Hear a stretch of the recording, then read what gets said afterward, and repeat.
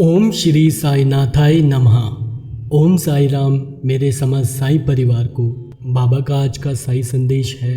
ईश्वर भी हमारा साथ और मदद तब करते हैं जब हमारी नीयत और दिल दोनों साफ होते हैं। साईं बाबा के इस वचन में अध्यात्म, नैतिकता और मानवीय मूल्यों की गहराई छुपी हुई है। यह केवल एक साधारण कथन नहीं बल्कि जीवन जीने का मूल मंत्र है। आइए इस वचन को विस्तार पूर्वक समझते हैं। ईश्वर भी मदद तभी करते हैं जब हमारी नीयत और दिल दोनों साफ होते हैं। इसका मतलब यह है कि भगवान केवल उन लोगों का साथ देते हैं जिनके इरादे नेक होते हैं और जिनके हृदय में छल कपट, द्वेष, लालच या अहंकार नहीं होता।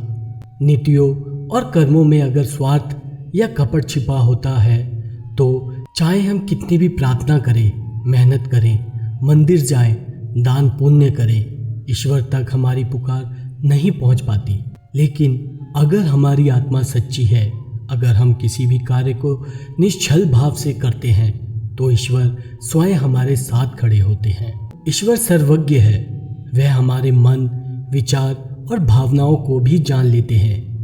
हम भले ही दुनिया को धोखा दे लें लेकिन ईश्वर को नहीं। यदि हमारी नीयत ठीक नहीं तो हमारे कर्म भी दिखावटी हो जाते हैं। नीतिवान और पवित्र हृदय से किया गया छोटा सा काम भी ईश्वर को प्रिय होता है। जैसे एक बच्चा बिना किसी स्वार्थ के अपने माता पिता को गले लगाता है, वैसे ही जब भक्त निष्कलंक हृदय से प्रार्थना करता है तो ईश्वर तुरंत सुनते हैं। साईं बाबा हमेशा कहते थे, सबका मालिक एक। वह सभी धर्मों का सम्मान करते थे। उनके लिए ना कोई बड़ा था ना कोई छोटा। जो भक्त सच्चे दिल से उनकी शरण में आता था, साईं उसे निराश नहीं करते थे। दिल की पवित्रता का मतलब है किसी के लिए बुरा ना सोचना, किसी से ईर्ष्या ना करना, दूसरों की मदद करने की भावना रखना, अहंकार से दूर रहना, क्षमा, करुणा और प्रेम को अपनाना। साईं बाबा का जीवन स्वयं इसका एक उदाहरण है। उन्होंने कभी किसी को उसके जात पात, अमीरी गरीबी या धर्म के आधार पर नहीं परखा। उन्होंने केवल भक्त के दिल को देखा। शुद्ध नियत का अर्थ है कि हम जो भी करें उसमें किसी प्रकार का छल ना हो। अगर हम दान इस उम्मीद से करते हैं कि लोग हमारी तारीफ करेंगे तो वह नियत शुद्ध नहीं होती। अगर हम पूजा इसलिए करते हैं कि हमारे व्यापार में फ़ायदा हो लेकिन दूसरों का शोषण करते हैं तो वह भी शुद्ध नहीं है। अगर हम किसी की मदद कर रहे हैं लेकिन बदले में कुछ अपेक्षा रखते हैं तो वह सेवा नहीं, सौदा है। साईं बाबा कहते हैं, जो बिना स्वार्थ के देता है वही सच्चा भक्त है। नीति और नियत जितनी साफ होगी, ईश्वर का साथ उतना ही नज़दीक होगा। ईश्वर हर समय हमारे साथ होते हैं लेकिन उनकी कृपा तभी प्रकट होती है जब हम उनके योग्य बनते हैं। योग्य बनने का पहला नियम है पवित्र नियत और निष्कलंक हृदय। भगवान को हम शब्दों से नहीं, भावों से बुला सकते हैं। ना धन से ना ज्ञान से भगवान मिलते हैं, बस सच्चे दिल की पहचान से। जब कोई संकट आता है हम भागकर मंदिर, मस्जिद, चर्च या गुरुद्वारा जाते हैं। लेकिन यदि हमारी नियत गलत है तो साईं बाबा या कोई भी ईश्वर हमारी मदद नहीं करते। वह इंतज़ार करते हैं कि कब हमारा हृदय पिघलेगा, कब हम अपने भीतर झांककर सच्चाई को अपनाएंगे। मान लीजिए कोई व्यापारी रोज़ मंदिर जाकर पूजा करता है लेकिन अपने ग्राहकों को धोखा देता है। उसकी दुकान पर लगा साईं बाबा का फ़ोटो केवल सजावट बन जाता है। वहीं एक गरीब महिला जो सच्चे मन से भगवान को याद करती है, अपने पड़ोसियों की मदद करती है, किसी का बुरा नहीं चाहती, साईं बाबा उसकी हर पुकार तुरंत सुनते हैं। यही फ़र्क है नियत और दिल की सफाई का।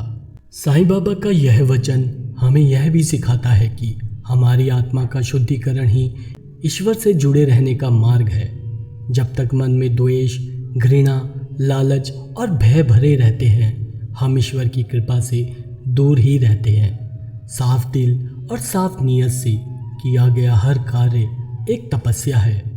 ध्यान, भक्ति, सेवा और प्रार्थना, यह सब तभी प्रभावशाली होते हैं जब हमारे भीतर की भावना निर्मल हो।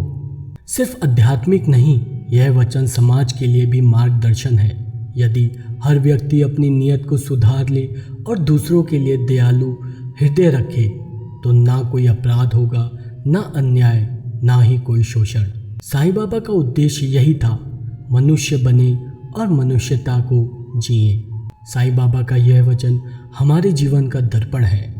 ईश्वर भी मदद तभी करते हैं जब हमारी नीयत और दिल दोनों साफ होते हैं। यह केवल एक सिखावन नहीं बल्कि आत्मिक जागरूकता की चाबी है।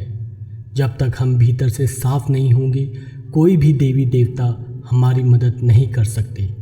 और जब हम सच में पवित्र भाव और नियत से जीने लगेंगे तो बिना मांगे ही ईश्वर हमारी रक्षा करेंगे।